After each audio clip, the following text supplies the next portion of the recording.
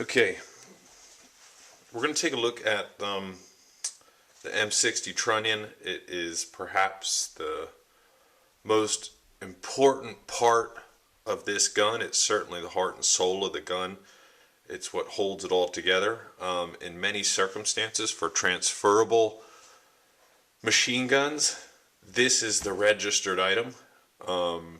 So it's very critical that you take care of this and know what's good for it, know what's bad for it, so that you can better preserve it. We'll also go over some of the important things about what to look for if you're purchasing a transferable gun as far as the Trunion goes.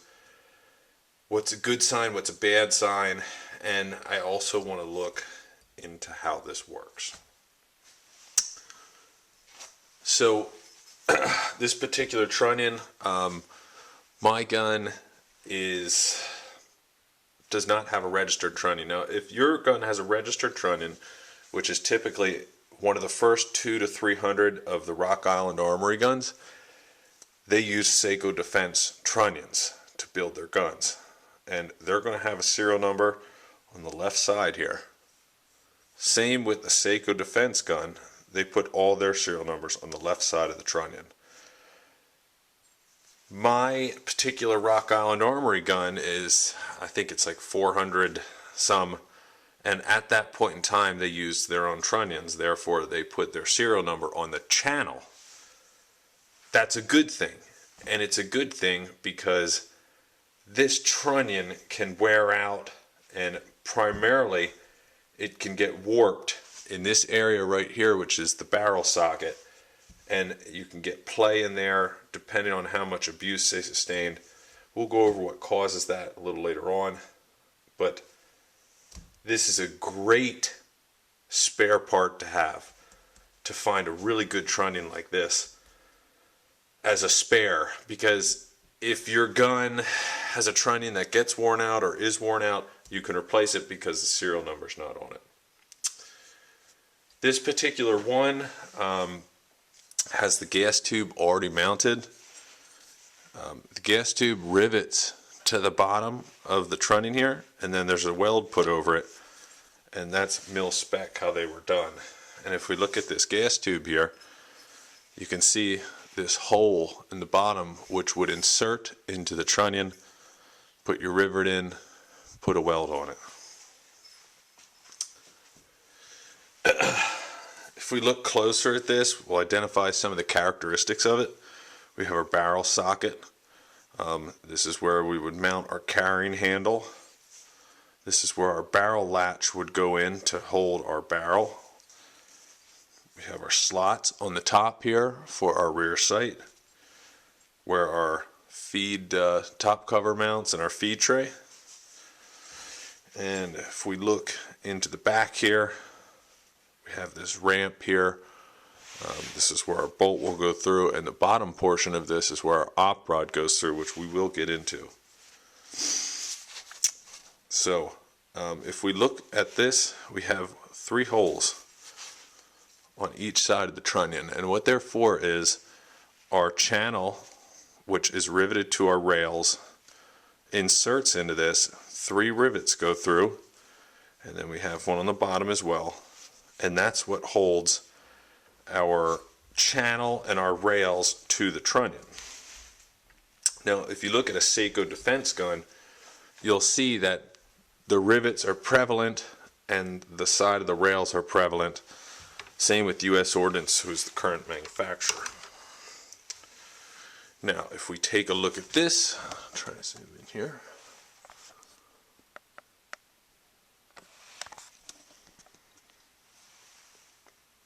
What we see on this Rock Island gun is that the tops of the rivets are not prevalent on there, and we have some welding up here on the top of the Trunion.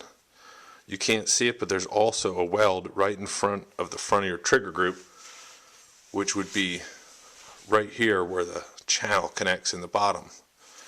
And to see a weld, some people say, whoa, that Trunion was worked on. And that's not true with Rock Island guns. What they did was they put that in there as reinforcement They ground off these rivets. They put a very nice weld here where the top rails connect into the trunnion, and they put a weld on the bottom where the channel goes into the trunnion. And what that was is that's reinforcement.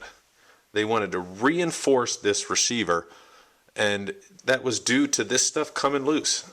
Military guns beat themselves to death. The M60 in general beats itself to death, and that was just their answer to strengthening it. And it's actually a good answer at that, especially for civilian owners. So if you see welds, right there's where the rails would insert. If you see a weld there, a weld on the bottom, weld on the other side, and the rivets are ground off, don't think that that's a re-welded gun in the case of a Rock Island armor, because it's just not the case. Every Rock Island you see is going to have that same reinforcement done there. So while we have this here, and it's not much out there on strip trunnions and good information on it, let's take a look at it and let's see the action that takes place inside of this weapon to make it function. What I have here is a barrel socket. This is off an M60 barrel. A lot of people don't know it, but if we look in here, you can see there's threads. It's pretty tough to see, but this, I'm sorry, this is a barrel collar, not a socket. The socket's in here. This threads on, the barrel threads into this, and this is a precision machined item. Now, one thing we want to see in a trunnion is, especially if we're looking at buying a transferable gun, is we want a very nice, tight fit of the barrel collar into the trunnion socket, barrel socket. So when we put this one in here, we can see a slight bit of resistance. It doesn't go down on its own. And you kind of got to put some pressure on it to get it in there. And that is an extremely good sign to see. We don't want any play of any kind when you have a barrel in here. And why would there be play in here, you ask, if they're precision machined? Well, one of the problems with the original M60 design was they had the bipod mounted way out on the front of the gun. And then the end of the barrel went into this socket. Now the typical shooting position, one of them, or probably the most, is from the prone.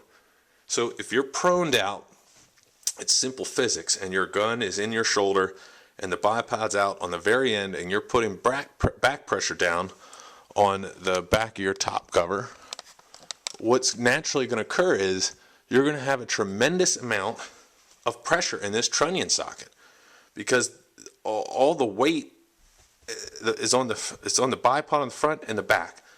So it's a natural amount of force being applied in here. And after X amount of rounds or X amount of abuse or X amount of times slamming that gun on the ground on its bipod, as we are taught to do in the military, it can stretch this out, it could warp it, it could just make it loose. And if you have, or if you're looking at a gun with a registered trunnion as the registered item, you're going to want to stay away from that. I don't know that you can repair it. I've heard of people putting shims in there, and from what I understand, that only makes it worse. It's something you do not want to do. So when looking at this for a transferable gun, again, important to remember, very tight, nice fit into the trunnion socket for the barrel. So we're going to take a look at the back of this and what action takes place when the gun is firing. And for the purposes of that, I just have this, just threw a bolt and op rod together for it. So let me try to zoom out some. Bear with me.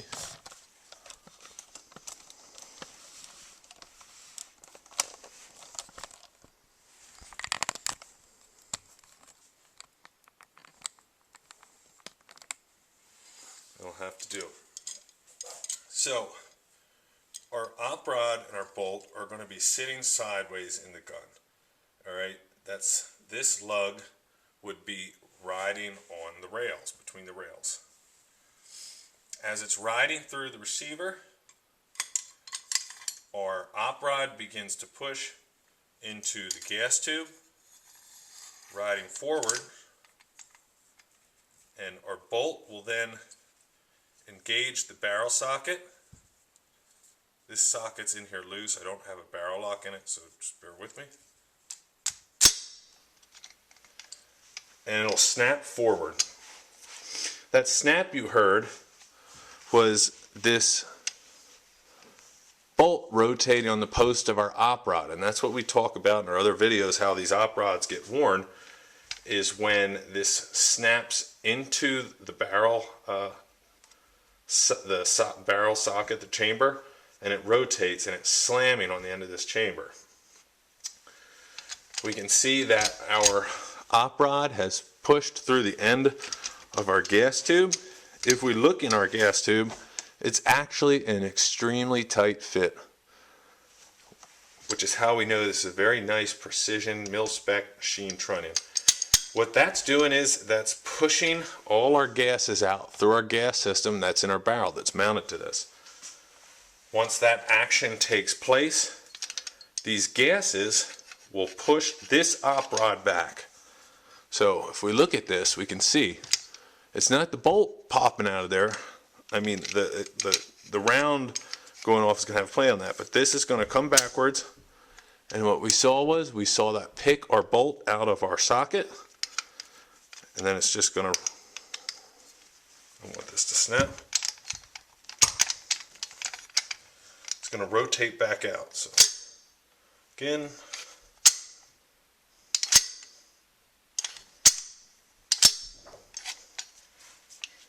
again, that round going off in the chamber is going to combine with our gases, is going to pull this back out. Let's take a look at this inside first.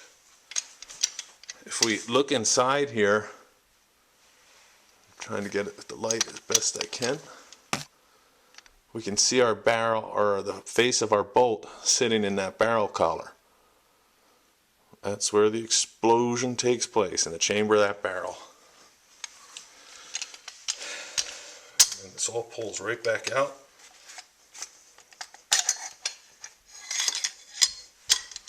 And it'll continue cycling that way.